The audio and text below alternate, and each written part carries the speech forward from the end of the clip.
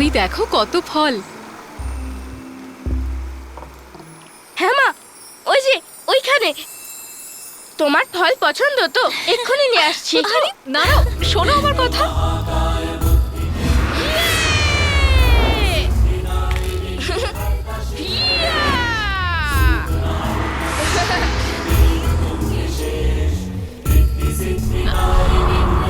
পুত্র, बालक ने माता के लिए प्रेमवश कठिनाई पूर्ण श्रम किए ऊंचे तरवर से পুত্র, তুমি ঠিক আছো তো? এই নাও মা ফল।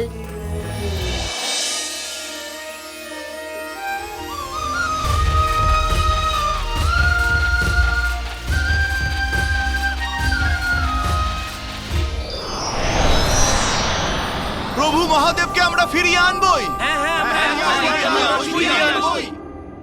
যতক্ষণ মহাদেব ওর উদরে স্থিত রয়েছেন, গজাসুরকে যুদ্ধে কেউ পরাস্ত করতে পারবে না।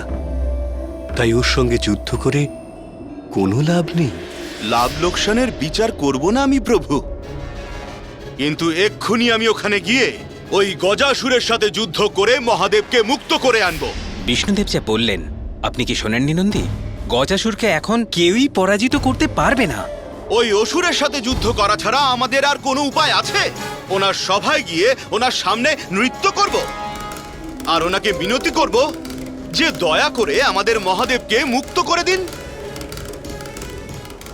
প্রভু, আপনি বলুন প্রভু, কি করব? নৃত্য। নৃত্য? মহারাজ গজাসুরের জয়! মহারাজ গজাসুরের জয়! মহারাজ গজাসুরের জয়! তুমি কোনো রাজা নও গজাসুর। বলের দ্বারা নয়, ছলের দ্বারাই তুমি দেবতাদের পরাজিত করতে পেরেছো। আচ্ছা, কঠোর তপস্যা ছলনা কি করে হয় সূর্যদেব? তপস্যা করেছি আমি, কঠোর তপস্যা। এবার এতে আমার কি দোষ যে ঈশ্বর কোনো ভাবনা চিন্তা না করেই যে কোনো ভক্তকে যে কোনো বরদান দিয়ে দেন। গজাসুর!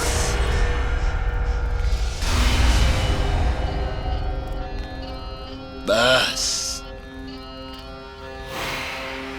তোমাদের আর কোনো প্রলাপ আমি শুনতে চাই না দেবগণ।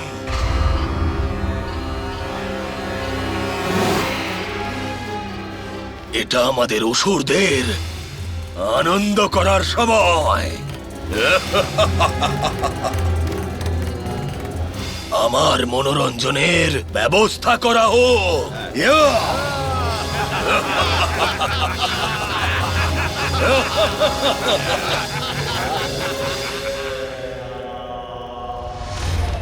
অধর্মের আনন্দ বেশিক্ষণ স্থায়ী হয় না গজাসুর। তোমার উৎসবের আনন্দেই তোমার বিনাশ নির্ধারিত।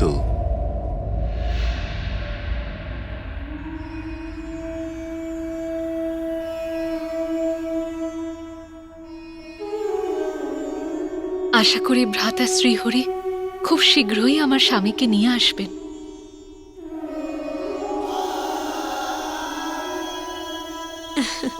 মাতৃত্ব প্রকাশ পাচ্ছে তোমার।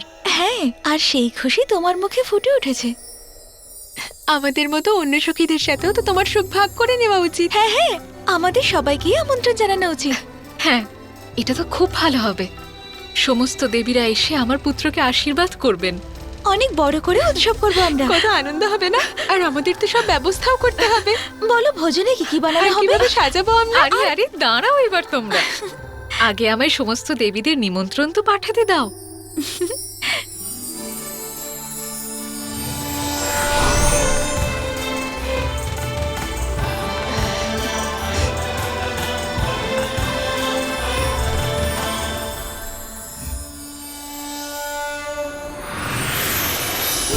पाए आशीष सबसे चाहे स्नेहिल भेजे निमंत्रण श्री शारदा सजीव भजनी को प्रेषित और कर निमंत्रण सब देवियां पुलकित बालक को सोच हुई भाव से विभोर चंद देवियां सभी कैलाश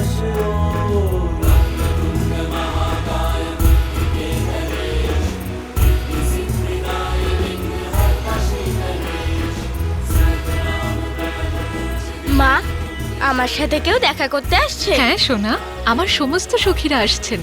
সবাই আমাদের শুভাকাঙ্ক্ষী। ওনারা এসে তোমাকে আশীর্বাদ করবেন আর নিজেদের অদ্ভুত শক্তি উপহার হিসেবে দেবেন। আমার পুত্রের ওপর কুদৃষ্টি দেওয়ার সাহস কারও নেই।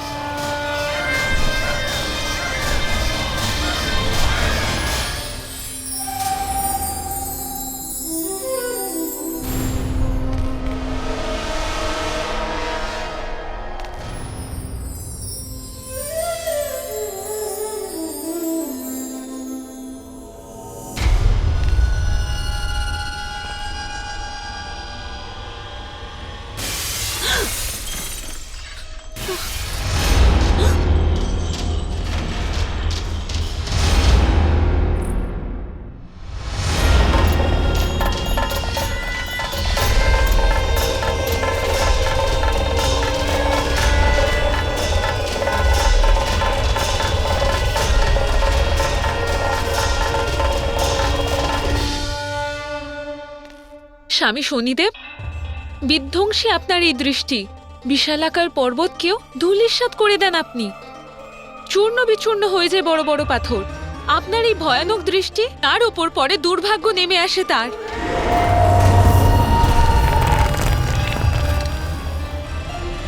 সেখানে আমার এই দর্পণ শুধুমাত্র একটা দর্পণ। সেটা আপনার দৃষ্টির কুপ্রভাব কিভাবে সহ্য করবে বলুন তো? দেবী, আমি থাক, এসব কথা বাদ দিন। আর তাছাড়া আমার সাজসজ্জা প্রায় সম্পূর্ণ। আমি দেবী পার্বতীর প্রাসাদে যাচ্ছি ওই দৈব বালককে দেখতে। দৈব বালক? কোন দৈব বালক? দেবী পার্বতীর পুত্র, আর কে? সমস্ত দেবী আসবেন ওখানে। তার রূপ আর গুণের চর্চা সর্বত্র। সর্বত্র তার চর্চা? তাহলে আমাকে এই বিষয়ে কেউ কিছু বলেনি কেন? আমি নিজেকে ওই দৈব বালকের দর্শন থেকে বঞ্চিত রাখি কি করে? দেবী, আমিও তাকে দর্শন করতে ইচ্ছুক। না, কখনোই না। এই চিন্তাও আপনি নিজের মনে আনবেন না। সেই অভিশাপের কথা আবার মনে করিয়ে দিতে হবে আপনাকে। ওম শ্রী বিষ্ণু নমঃ। ওম শ্রী বিষ্ণু নমঃ। ওম শ্রী বিষ্ণু নমঃ। ওম শ্রী বিষ্ণু নমঃ। ওম শ্রী বিষ্ণু স্বামী? নমঃ। ওম শ্রী বিষ্ণু নমঃ। ওম শ্রী বিষ্ণু নমঃ। স্বামী শনিদেব, ওম শ্রী বিষ্ণু নমঃ। ওম শ্রী বিষ্ণু নমঃ। ওম স্বামী? শ্রী বিষ্ণু নমঃ। আমি তো আপনার স্ত্রী শনিদেব। বিষ্ণু আপনার দৃষ্টি কেন কখনো আমার উপর পড়ে না? শ্রী বিষ্ণু নমঃ। সেই কবে থেকে আপনি আপনার ধ্যানে মগ্ন। আমি আপনার স্ত্রী, সেই কবে থেকে প্রতীক্ষা করে আছি। আপনি আসবেন, আমাকে দেখবেন, আমার সাথে একটু সময় কাটাবেন। ওম শ্রী বিষ্ণু নমঃ। ওম শ্রী বিষ্ণু। আপনার স্ত্রী আমি, রূপে গুণে কোনো অংশেই কম না। তারপরেও আমার এই অবহেলা, এত বড় অপমান। আমাকে উপেক্ষা করে সারাক্ষণ ধ্যানে মগ্ন থাকেন। তবে ঠিক আছে, আমার এই অপমানের জন্য আমি আপনাকে অভিশাপ দিলাম। আমি ছাড়া আপনার দৃষ্টি যার উপরেই পড়বে, তার জীবনে নেমে আসবে এমন দুর্ভাগ্য যা তার বিনাশ ঘটাবে।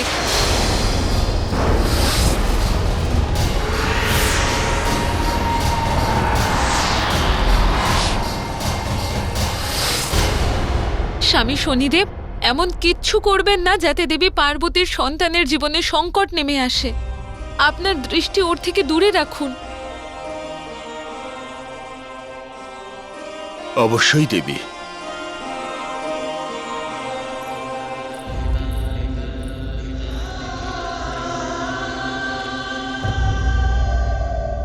আমরা কত উৎসুক হয়ে রয়েছি।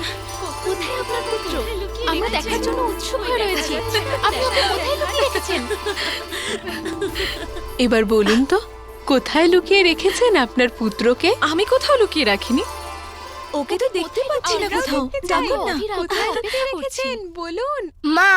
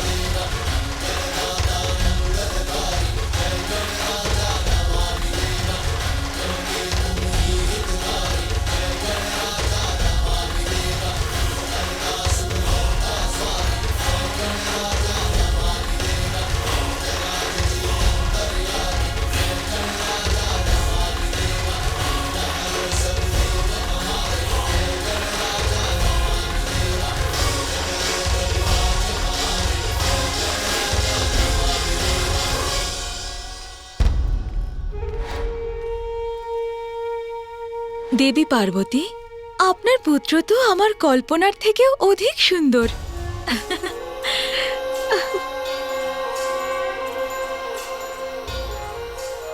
কি মনোহর এই হাসি!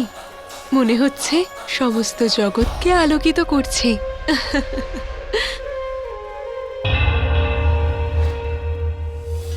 ওর নয়ন তো সম্পূর্ণ আপনার মতনই হয়েছে দেবী পার্বতী। না, আমার মতে নয়ন পিতার মতো, কিন্তু ওর রূপ আর এই মন ভোলানো হাসি আপনার মতো দেবী পার্বতী। কিন্তু আমার মনে হচ্ছে ওর মাতার মতোই দেবী পার্বতীরই প্রতিরূপ।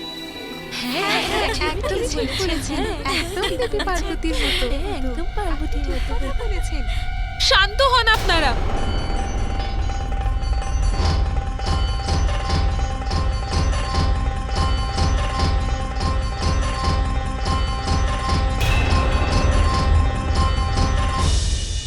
দয়া করে এত প্রশংসা করবেন না ওর। অত্যধিক প্রশংসায় আবার কারোর কুদৃষ্টি না পড়ে যায়।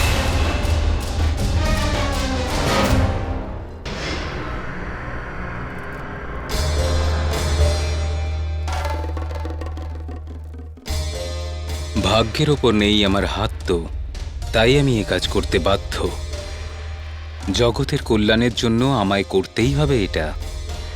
শনিদেবের কুদৃষ্টি যাতে ওই বালকের উপর পড়ে, করতেই হবে সম্ভব তা। নারায়ণ নারায়ণ।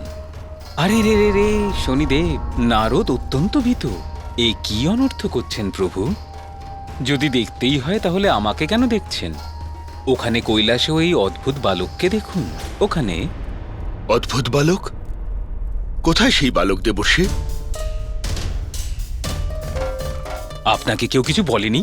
নারদ তো আশ্চর্য। নারায়ণ নারায়ণ। সৌভাগ্যক্রমে কৈলাস আমার পথেই পড়েছিল, তাই তো মাতা পার্বতীর ওই অদ্ভুত বালককে আমি দর্শন করতে পারলাম। আহা হা, অত্যাশ্চর্য, অনুপম। ওর দিব্যতাকে ব্যাখ্যা করার মতো শব্দই নেই আমার কাছে। ওর ওই কমল নয়ন, দিব্য হাসি, মধুর ধ্বনি, সুন্দর। আর এত সুন্দর, সুন্দর শব্দটাই কম পড়ে যাবে।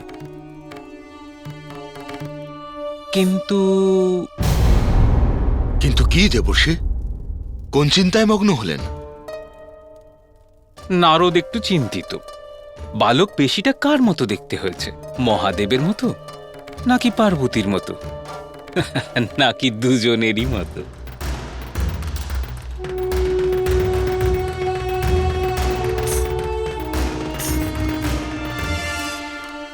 প্রভু, আপনার কি মনে হয়?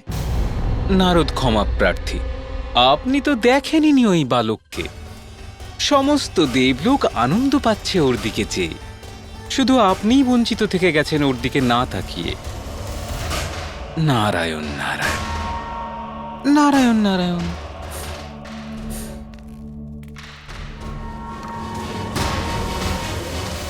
শনিদেব, একটা পরামর্শ দিই, আপনিও ওই বালককে দেখেই নিতে পারেন। এ আপনি কি বলছেন দেবর্ষী? আমি আমার কুদৃষ্টি নিয়ে কৈলাসে যাব? না না না না না, অনেকক্ষণ ধরে দেখতে কেই বা দিচ্ছে আপনাকে পরামর্শ। নারদ তো বলছে মুখ ঘুরিয়ে নেবেন, এক মুহূর্ত দেখেই ওকে, কিছুক্ষণ দেখেই ঘুরিয়ে নেবেন আপনার দৃষ্টি। এতে কি এমন বিচলিত হবে সৃষ্টি?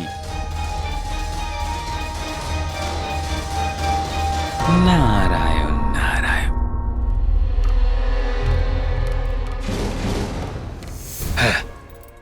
সেটাই ঠিক হবে।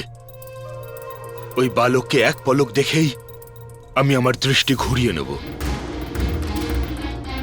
কাক, আমার বাহন, শীঘ্র উপস্থিত হও।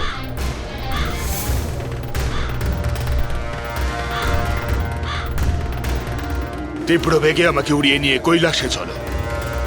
আমি দেবী পার্বতীর ওই দৈব বালককে এক ঝলক দেখার জন্য ব্যাকুল হয়ে আছি।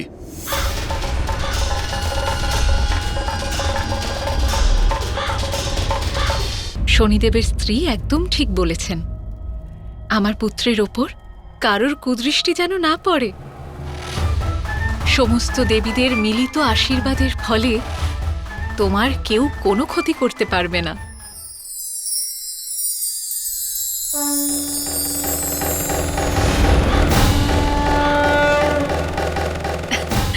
এই দেখুন, এই কালো টিপ পরে আমার পুত্র কুদৃষ্টি থেকে সম্পূর্ণ সুরক্ষিত। আমি বোধহয় বৃথাই চিন্তা করছি। আমার স্বামী এখানে এসে এই বালককে দেখার ভুল কখনোই করবে না। দেবী পার্বতী, শুধু আপনি কি আপনার পুত্রকে স্নেহ প্রদান করবেন? আমাদেরও ওকে স্নেহ প্রদান করার অনুমতি দিন। এসো পুত্র, এখানে এসো। আমি তোমার জীবন ধন ধান্যে পূর্ণ করে দেব।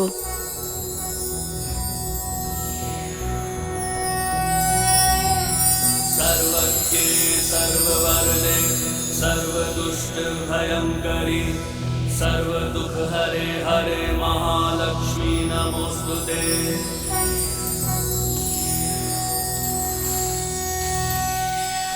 তুমি দেখলে পুত্র? এসো আমার কাছে।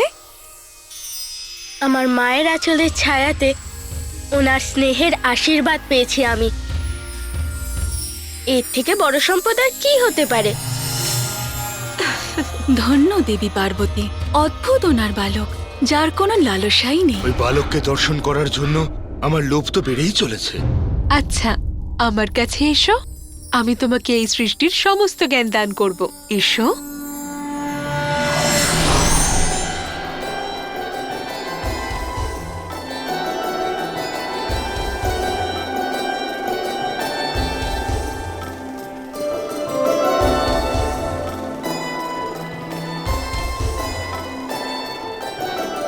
না মাতা, যেই জ্ঞান আমার দরকার তা আমার মাই আমাকে দেবে। তাহলে আরো জ্ঞানের আমার কি প্রয়োজন আছে? ওর কাছে তো ওর মাই সর্বজ্ঞান সম্পন্না, তাই ওকে বোঝানো বেশ কঠিন। এই অদ্ভুত বালকের ওপর কুদৃষ্টির প্রভাব যেন না পড়ে। অদ্ভুত বালক, আমি আসছি শুধু তোমাকে এক পলক দেখার জন্য। আমি দেবরাজ ইন্দ্রের স্ত্রী পুত্র শচী। আমার কাছে এসো, আমি তোমাকে সংসারের সবথেকে সুন্দর বালক তৈরি করব।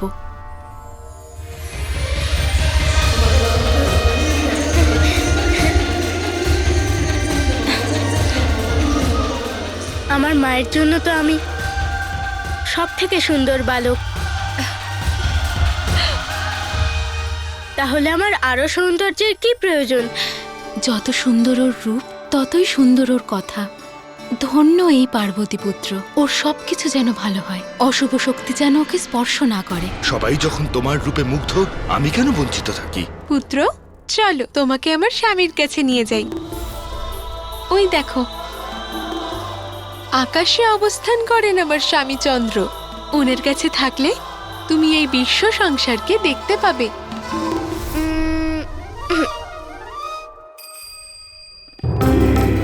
যখন আমার মাই আমার সংসার, তখন আমি অন্য সংসার দেখে কি করব? নিজের মাতার প্রতি এক অদ্ভুত নিষ্ঠা এই বালকের। মাতা ও পুত্র দুজনেই সুরক্ষিত থাকুক। কোনো কুদৃষ্টি যাতে না পড়ে। এক পলকেই আমার দৃষ্টি সরিয়ে নেবই বালকের উপর থেকে, যাতে আমার কুদৃষ্টির কুপ্রভাবের উপর না পড়ে।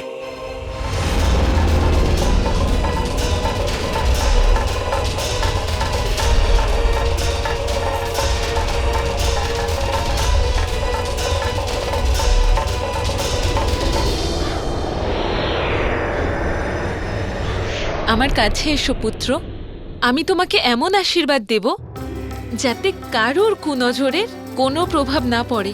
আশীর্বাদের জন্য ধন্যবাদ, কিন্তু আমার উপর কারোর কুদৃষ্টি কি করে পড়তে পারে? আমি শুধু এক ঝলক দেখতে চাই ওই দৈব বালককে। কারণ আমার মা তো সবসময় আমায় রক্ষা করবে, আর আমিও মায়ের সাথে থাকবো আর মাকে রক্ষা করব।